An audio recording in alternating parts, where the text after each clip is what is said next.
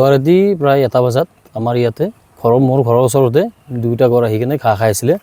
তাৰপিছত আমাৰ তাৰ আগতে আমাৰ ঘৰৰ ওচৰৰে মানুহ ঘৰৰ তাতে যাই কিনে বেৰ চেৰ ভাঙি কিনে সোমাই গৈ মানে তাৰ পৰা সিফালে উঠি আহিছে। উঠি অহাৰ পিছত মই দেখা পালোঁ যে মানে যোৱা ৰাতি কুকুৰ এটাই ভুকি আছিলে।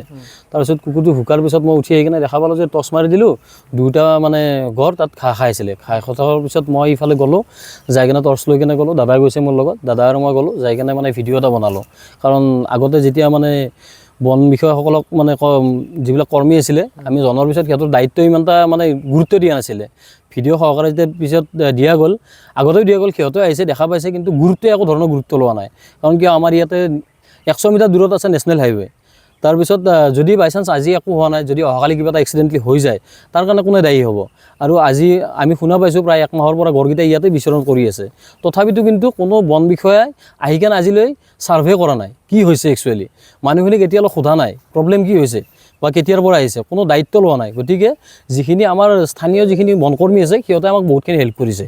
আজি মোটামুটি সিহঁতে ৰাতি 12টা-1টালৈকে মানে ডিউটি কৰি আছিলে, কিন্তু প্ৰায় এসপ্তাহমান হ'ল গড়কেইটা অহা নাই কাৰণে সিহঁতো অহা নাই। এতিয়া মানে মোৰ ক'ব লগা এটাই যে মানে আমি ইমান দিনৰ পৰা কৈ আছোঁ, চৰকাৰৰ ফালৰ পৰা আদি কৰি বা বন বিষয়াৰ পৰা বোলে কোনো দায়িত্ব লোৱা নাই। গতিকে আমি এটাই বিচাৰোঁ, কোনো এটা দুৰ্ঘটনা নহওঁতে গড়কেইটা সুৰক্ষা স্থানত লৈ যোৱাৰ ব্যৱস্থা কৰিব লাগে, টেম্পলাইজ কৰি কেনে। কাৰণ কি আজি হোৱা নাই, কালি হোৱাৰ চান্স আছে। এটা ঘৰ গাভিনী আছে, দুইটা ডাঙৰ ঘৰ, সৰ্গ দুয়োটাৰে আছে। তাৰপিছতে কি হ'ল মানে সিহঁতে আহে, লাঠি লৈ আহে, টৰ্চ লৈ আহি কিনে লগে লগে গুচি যায় সেইখিনি। আৰু আমি সিহঁতক যেতিয়া কওঁ বোলে তহঁতে কি কৰি আছা, কিবা এটাতো কৰিব লাগে আপোনালোকে, তেতিয়া মানে কৈ দিয়ে আমাৰ টেম্পলাইজৰ কোনো ছিষ্টেম নাই। আমি ওপৰ মহলক জনাইছোঁ আৰু আমাৰ মানে কথাত গুৰুত্ব দিয়া নাই, তেন্তে আপোনালোকে যাই কিনে এপ্লিকেশ্যন দি কেনে আহক ডিভিজনত গৈ কেনে। সেইটোতো আমাৰ দায়িত্ব নহয় চাগে, মই ভাবোঁ।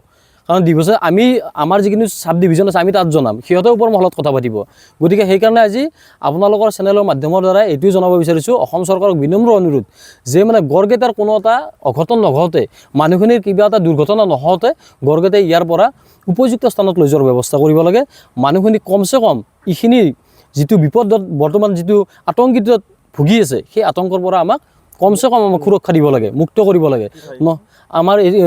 আমাৰ গাঁও আলিপুৰ, পশ্চিম আলিপুৰ বুলি কয় এইখিনি, পোষ্ট অফিচ 12টা চাৰিআলি, ডাকঘৰ 12টা চাৰিআলি, ওচৰতে মানুহ ঘন জনবসতি। যোৱা ৰাতি ঘৰত সোমাইছে। গতিকে আপোনালোকৰ চেনেলৰ মাধ্যমৰ দ্বাৰা মুখ্যমন্ত্ৰী মহোদয়কো বিনম্ৰ অনুৰোধ, ইয়াৰ উপযুক্ত ব্যৱস্থা কৰিব লাগে। কাৰণ আমাৰ ঘৰটো হ'ল আপুৰুগীয়া বস্তু।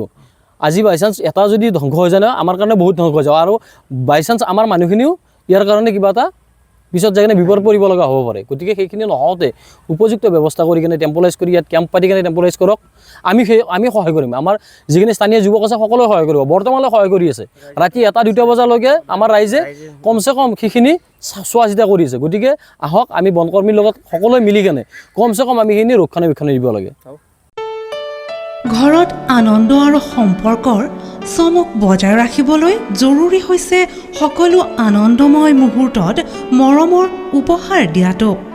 সেইবাবে মধুশ্ৰী জুৱেলাৰ্ছে আনিছে সকলো ৰঙীন ক্ষণৰ বাবে বিশেষ গহনা। হীৰাৰে হওক, সোণৰে হওক বা ৰূপৰে হওক, শ্ৰেষ্ঠ ডিজাইনছ আৰু হলমাৰ্কযুক্ত গহনাই ৰাখে সম্পৰ্কক নিখুঁত।